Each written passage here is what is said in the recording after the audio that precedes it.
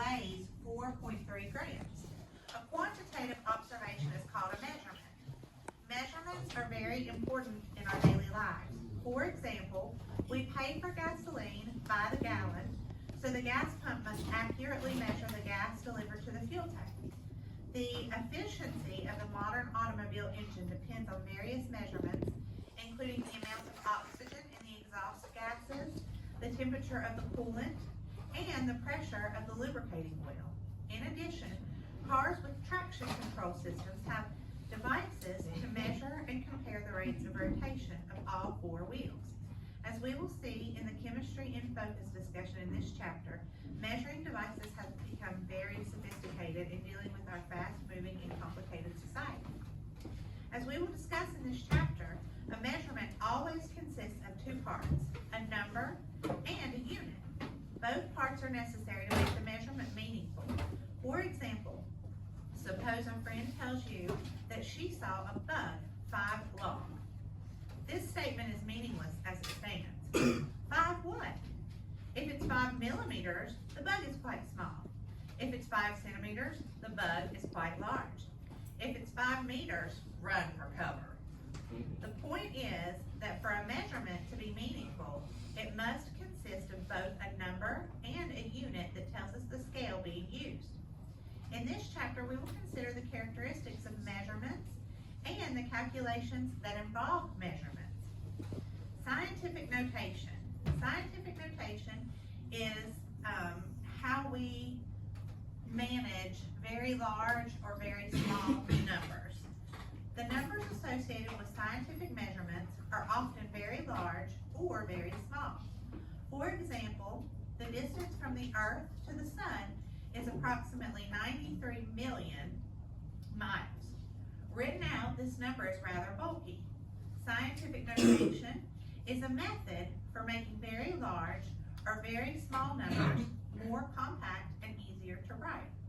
To see how this is done, consider the number 125, which can be written as the product 125 equals 125, 1.25 times 100.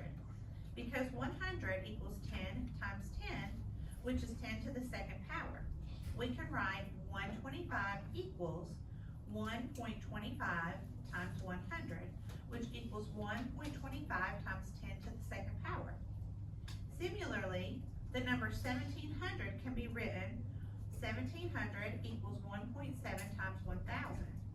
And because 1000 equals 10 times 10 times 10 equals 10 to the third power, we can write 1700 equals 1.7 times 1000, which equals 1.7 times 10 to the third power. Scientific notation simply expresses a number as a product of a number between 1 and 10 and the appropriate power of 10. For example, the number 93 million can be expressed as 93 million equals 9.3 times 10 million equals 9.3 times 10 to the 7th power. So the number between 1 and 10, so you want something, we express it as a decimal because that's still a number between 1 and 10, 9.3 times 10 to the 7th power. So the easiest way to determine the appropriate power of 10 for scientific notation is to start with the number being represented and to count the number of places the decimal point must be moved to obtain a number between 1 and 10. For example, the number 93 million. So let's write that out. Let me get a dry erase marker. Let's see. Okay. So this is how we do scientific notation, guys. We're going to move the decimal to the left.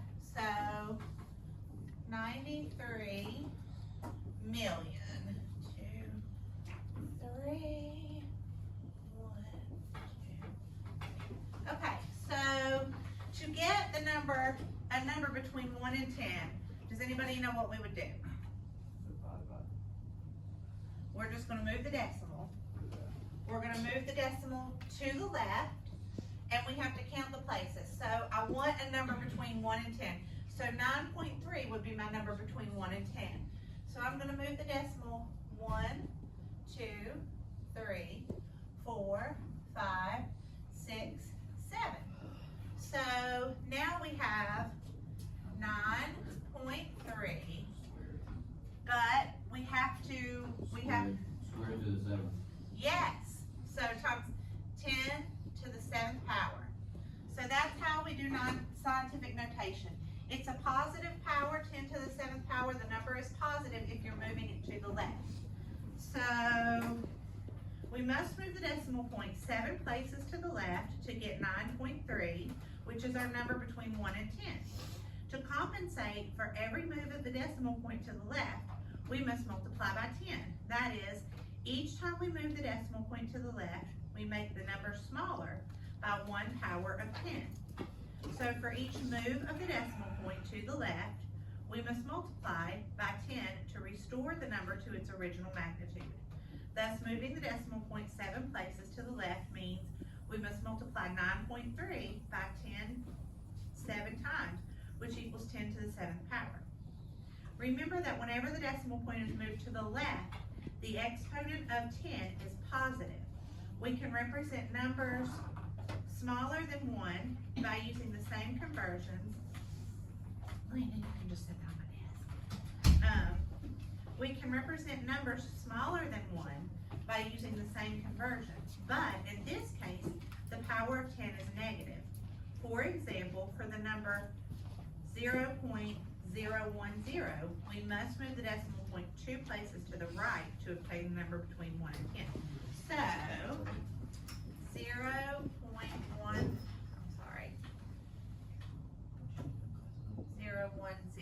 All right, so is this number a number between 1 and 10 right now? No. It's less than 1. So we need to make it a number between 1 and 10. So instead of moving the decimal point to the left, we have to move the decimal point to the right. 1, 2. So that makes our exponent negative. So now we have 1 times 10 to the 2nd power. And that's a negative exponent. So this requires the exponent of -2. So 0.010 equals 1.0 times 10 to the -2nd power. Remember, whenever the decimal point is moved to the right, the exponent of 10 is negative. Next, consider the number 0.000167. So let's try that.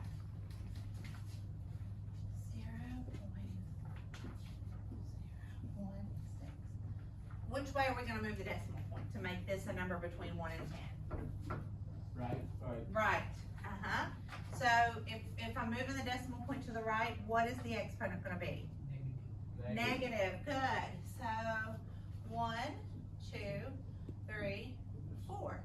All right, so now we have 1.67 times 10 to the -4. All right, so I'm going to ask Dalton, I'm going to give you a few of these problems. If you'll come up and do them for us. I will give you the dry erase marker. And let's start with 523 million. Write 523 million out.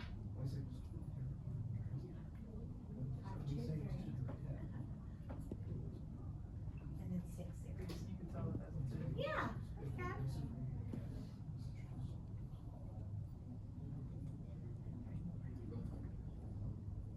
Okay. So Dalton's going to put this in scientific notation for us.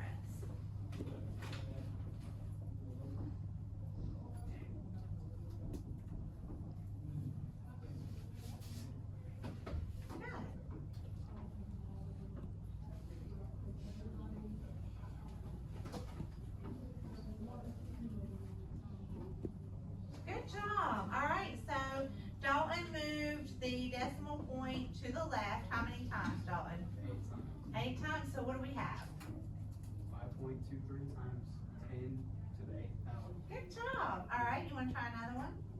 All right, how about 78 million?